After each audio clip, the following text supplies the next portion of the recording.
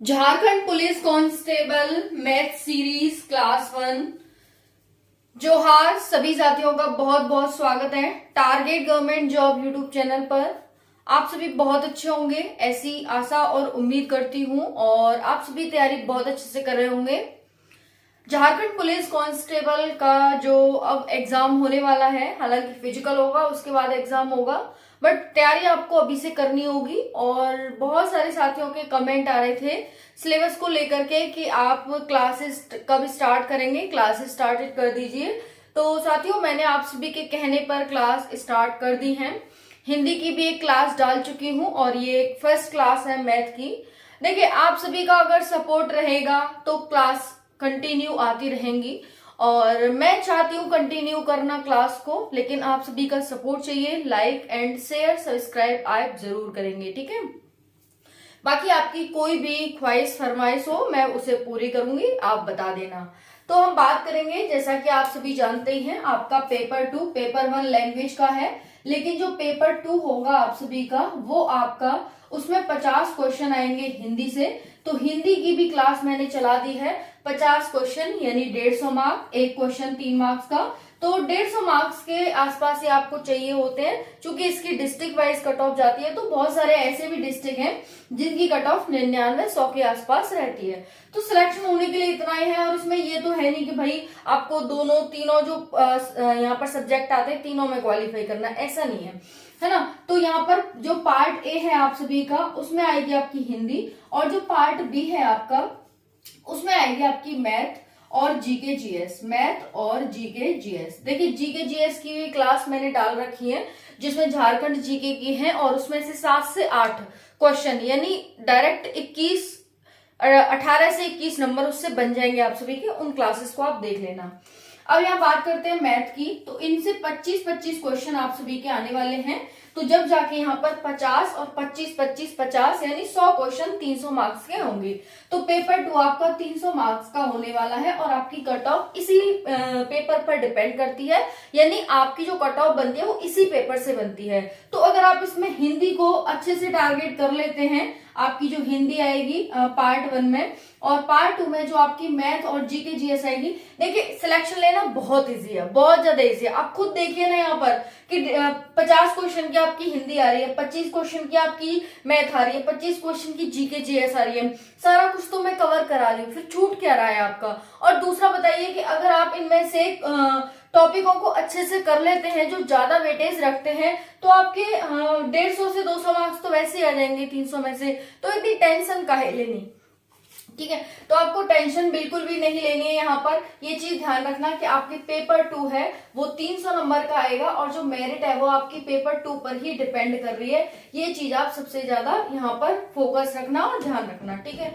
तो चलिए हम बात करते हैं यहाँ पर मैथ की PYQs। आज मैं प्रीवियस ईयर क्वेश्चंस डिस्कस करूंगी जिससे कि आपको पता चल सके कि हाँ प्रीवियस ईयर क्वेश्चन कितने डेप्थ में पूछे जाते हैं। हालांकि डेप्थ नहीं है, आपको क्वेश्चन से पता चलेगा कि क्वेश्चन किस लेवल के पूछ रखे हैं, ठीक है। PYQ पेपर है, क्वेश्चन पेपर है ये। और साथियों यहाँ पर आपका पेपर होगा वो 10th लेवल का होगा, तो घबराने की जरूरत नहीं है आप सभी को। बहुत इजीली क्वेश्चंस होंगे, स्मूथली क्वेश्चंस होंगे, आप देखिएगा मैं यहाँ करने वाली हूँ। तो अब बात करेंगे Jharkhand police constable math PYQ 2024 important है आप सभी के लिए, जो 2024-25 में आपका एग्जाम होगा। क्लास फर्स्ट रहेगी। देखिए यहाँ पर पहला क्वेश्चन है, एक दुकानदार अंकित मूल्य पर 15% की छूट देकर वस्तु को 680 रुपए में बेचता है, वस्तु का अंकित मूल्य क्या है। पहले देखो सबसे पहला काम होता है हमारा क्वेश्चन को ठीक से समझना। अगर हम क्वेश्चन को ठीक से समझ जाते हैं तो आधे से ज्यादा क्वेश्चन तो हमारा वहीं पर सॉल्व हो जाता है सिर्फ समझने से। अगर हमें क्वेश्चन सॉल्व नहीं आता तो हम करते रहें टाइम वेस्ट कर रहे हैं, कुछ भी नहीं हो रहा होने वाला उससे।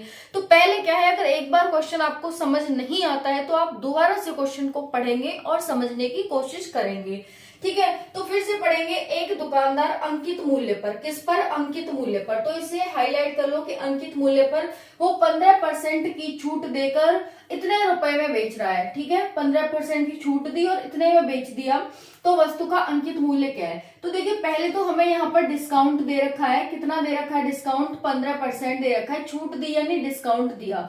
एसपी दे रखा है, एसपी कितना है? 680 रुपया एसपी दे रखा है। आपसे पूछा क्या है? आपसे पूछा है वस्तु का अंकित मूल्य क्या है, यानी मार्क प्राइस क्या है। आपको पता है अंकित मूल्य का मतलब होता है मार्क प्राइस, है ना, आप सभी ने देखा होगा। तो अब हम यहाँ पर हमें निकालना है कि भाई हमारा अंकित मूल्य कितना है। तो जो हमें पूछा है उसी को हम क्या मान लेते हैं? एमपी को हम एक्स मान लेते हैं कि जो मार्क्स प्राइस हमें पूछा है उसको हमने लेट कर लिया। क्या लेट कर लिया? तो एक्स लेट कर लिया।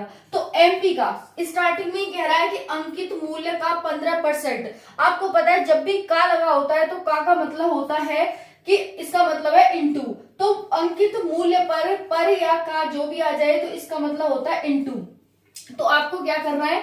एक्स हमने इसकी वैल्यू मान ली, इंटू लगा लिया, इसका 15% कर दिया। लेकिन 15% प्रॉफिट होता तो हम 100 में 15 ऐड कर देते। चूंकि उसने डिस्काउंट दिया है तो 100 में से 15 घटा देंगे तो कितना आ जाएगा? 85% आ जाएगा। यानी अंकित मूल्य पर 15% की छूट देकर उसने कितने का बेचा? तो 680 का बेचा।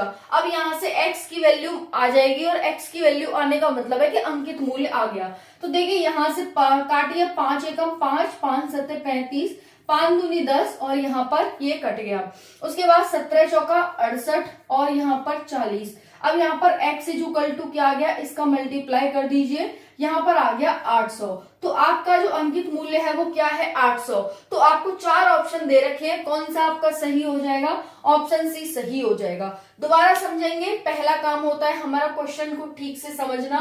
तो जैसे ही मैंने देखा कि एक दुकानदार है जो अंकित मूल्य पर 15% की छूट दे रहा है, जब भी छूट की बात होगी 100 में से वो उस चीज को घटा देंगे जो छूट दे रखी होगी, उसको फिर जो भी सीपी एमपी जो भी होगा उसके साथ मल्टीप्लाई कर देंगे। अगर प्रॉफिट दे रखा होगा तो हम उसमें 15 ऐड कर देंगे, क्योंकि प्रॉफिट का मतलब होता है कुछ बढ़ा करके हमें प्राप्त हुआ है। तो यहाँ पर यही मैंने किया, और क्योंकि छूट देने के बाद उसने बेचा होगा तो हमने इक्वल्स टू बेचना का मूल्य लिख दिया और इसे सॉल्व करके हमारा 800 आ गया। तो इतना आप सभी को यहाँ पर चीज क्लियर हो गई होगी। क्योंकि मुझे इरेज करना पड़ेगा यहाँ पर, आप सभी इसका स्क्रीनशॉट ले सकते हैं, क्योंकि साथियों हमारा ठीक है, इसमें मुझे और भी लिखना है तो मुझे यहाँ पर ये इरेज करना होगा। आई होप कि आप सभी ने स्क्रीनशॉट ले लिया होगा। चलिए, तो अब हम नेक्स्ट क्वेश्चन को पढ़ने वाले हैं। अब हम नेक्स्ट क्वेश्चन को पढ़ेंगे। नेक्स्ट क्वेश्चन आप पढ़ सकते हैं, ये रहा।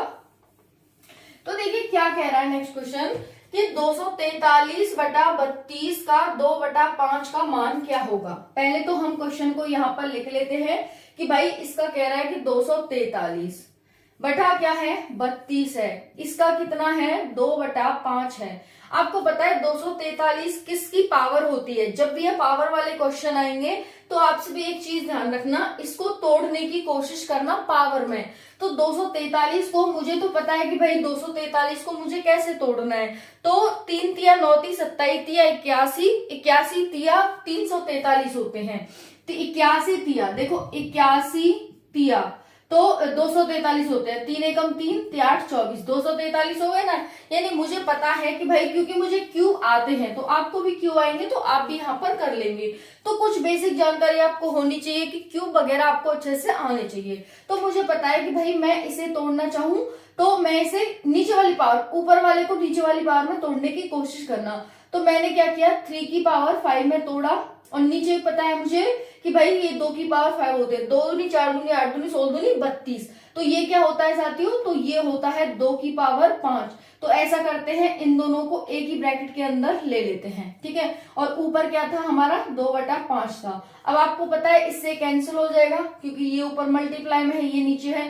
तो हमारा क्या आ गया? 3/2 आ गया। 3/2 की पावर कितनी है? तो 2 है। तो 3 तिया 9 और 2 दूनी 4, है ना, इतना आ गया। तो क्या ये ऑप्शन में है? तो आंसर हमारा डी हो जाएगा, डी ऑप्शन में है। अब देखिए 3/4 बहुत सारे साथी करेंगे, 3/2 करेंगे कि भाई वर्गमूल है काट दो। काटेंगे किससे? कुछ वर्गमूल होना भी तो चाहिए। तो यहाँ 9/4 आपका बिल्कुल सही आंसर हो जाएगा, ठीक है जी।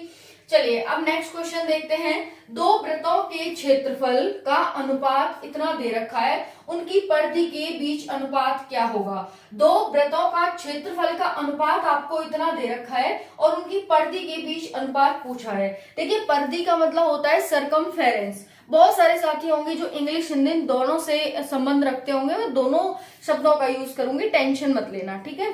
तो हमारा बात आती है यहाँ पर कि भाई दो वृत्त हैं यानी सर्कल हैं, उनके एरिया की बात की गई है, हमें उनके एरिया दे रखा है इतना। अब उनकी सरकमफेरेंस पूछे है कि सरकमफेरेंस का अनुपात कितना होगा।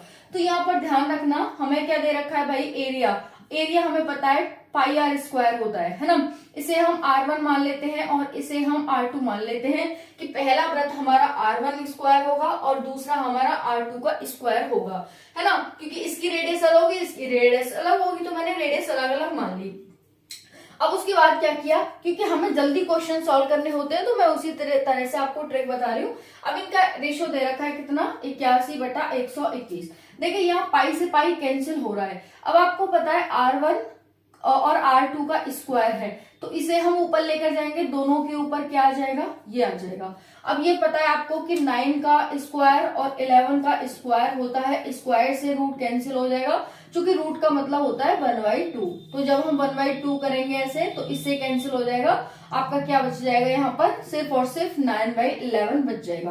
देखिए अब ये हमारे पास रेडियस आई, लेकिन हमारी जो परिधि होती है वो क्या होती है, सरकमफेरेंस क्या होता है, तो आंसर हो जाएगा 2πr होता है। क्योंकि हमारा पहला जो सर्कल था उसकी रेडियस R1 थी और दूसरा था उसकी R2 थी, तो मैंने ऐसे रख लिया। अब देखिए इससे ये कैंसिल हो जाएगा, तो पहले हमारा R1 और R2 जो आया था 9/11 वही रहने वाला है, तो हमारा आंसर क्या हो जाएगा, 9/11 हो जाएगा। तो हमारा ऑप्शन कौन सा ठीक हो जाएगा, 9/11। आई होप ये क्लियर हो गया होगा। स्क्रीनशॉट आप इसका ले लेंगे, ठीक है, और इसे सॉल्व करने की कोशिश करेंगे। तो चलिए इसे इरेज कर देते हैं। उसके बाद नेक्स्ट क्वेश्चन देखेंगे आप सभी।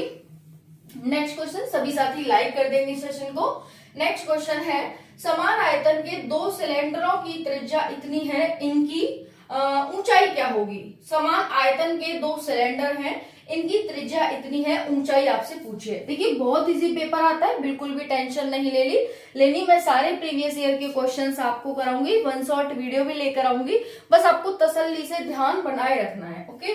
तो यहाँ पर आयतन की बात करें, क्या होता है, आयतन होता है πr1²h, है ना। तो इसका जो है त्रिज्या कितनी है, समान आयतनों के दो सिलेंडरों की त्रिज्या, है ना। तो यहाँ पर क्या हो जाएगा, πr2²h, समान आयतनों की त्रिज्या इतनी है, इनकी ऊंचाई हमसे पूछी है।